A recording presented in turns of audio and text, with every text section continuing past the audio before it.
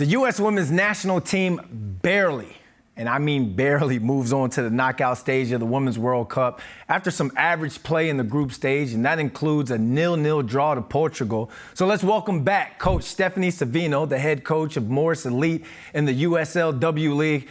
Stephanie, thanks for joining us. I know you're tired. Off camera, you said you're up till 5:30 last night. Yesterday, we talked as fans. Today, hit us with the coaches talk today. Bring us in, because it was a 0-0 draw. It was a win, but it wasn't a win, but it was enough to advance. So, Coach, give us it to us straight. What are your thoughts on their play in such an important match last night? Yeah, I appreciate you having me. And what I'd really love to focus on, that I have to be brutally honest, the 90 minutes was scary. And as you look at the players' eyes, you see this amount of fear in their eyes and something that you've never seen before. The first few minutes looked promising. There were early crosses in the box. It looked like we were actually going to score very early. But things changed. And once Portugal owned possession, the momentum changed the game. When you look at stats, our possession-based percentage fell short compared to theirs. We made technical mistakes, especially when advancing in the final third. That was a big challenge for us.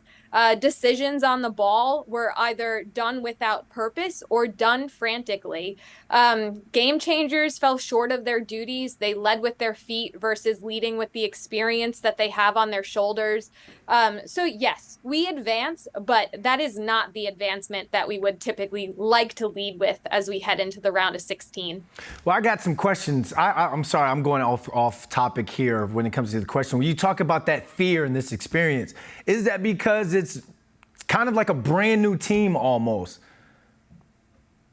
Yeah, every time the national teams are together, it could be a different 11, it could be different players on the bench. So there's fear there, of course, but I think the biggest fear is that other countries are stepping up. We are not the best of the best anymore. And what I will say is, that is okay. It is showing the growth and the progression of women's soccer that we need to see. But we need our women's team to understand that there is greater competition out there. So perhaps what we've done in the past may not be the solve for us moving forward. Well, former U.S. women's national team star Carli Lloyd, remember, called them flat after one game, and she even criticized them again after they were dancing, and in my opinion, they were doing too much after that match, and they didn't even play up to their standards. So you as a coach, what are your thoughts on the celebrating and what Carli said?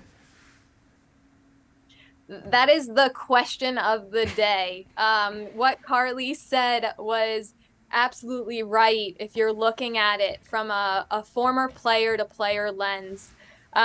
She knows what it's like to win at the World Cup. She knows what it's like to have World Cup titles under her belt. She knows what it's like to advance through the rounds in a more positive manner. So for her to see that, that's disheartening. And that shows that perhaps some of the ladies weren't necessarily thinking straight. However, what I'd like to say is that I'd like to keep this thought in mind. We advanced. And do I believe that there's alignment with what they showed us, with how they feel? No. These women put the pressure on themselves to win.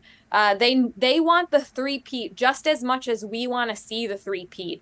They feel the pressure from external voices, and the internal voices are just as worse. So what I'd love to focus on is Kelly O'Hara's moment that we saw at the end of the broadcast. You had an experienced player come in that team huddle and tell everyone that wasn't good enough. And that, as a coach, is what you want to see. You want to see those players step up in those moments and tell them, you got to be better, because that's the reality. You need to be better.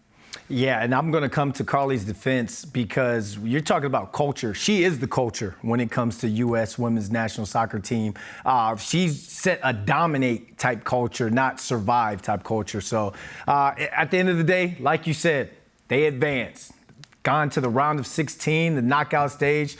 So who's up next, and what does this USA team need to do to advance or continue to advance? Well, they need to do a lot. They need to do a lot, that's for sure. So the group stage matches, as they come to a close throughout the next couple of days, we have our eyes on Group G, as we'll be competing against the number one spot from that group. It is highly likely that it is Sweden. So with that in mind, I think I have a few ideas that we should be mindful of as we advance. The first one being, we need a game by game mentality. The next 90 minutes is what matters most. Like I said, there's so much pressure on them to win the three-peat, but right now they need to focus on winning the next 90. We mentioned key leaders and we mentioned experienced players. Leadership. We need to see leaders step up and motivate the group when it matters most. That needs to happen on and off the field. And perhaps these leaders aren't the ones that we need on the field.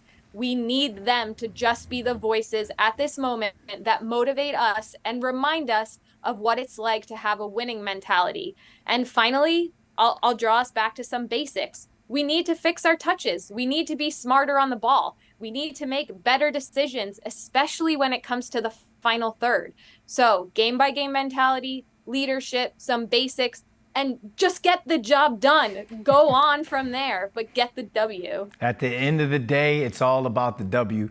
Coach, I don't play soccer, but I'd play for you. Like this was completely awesome, and hopefully we continue to advance so we can continue to have you on here because I'm learning a lot here. So thank you for joining us again. Oh, that's awesome. I appreciate you having me on.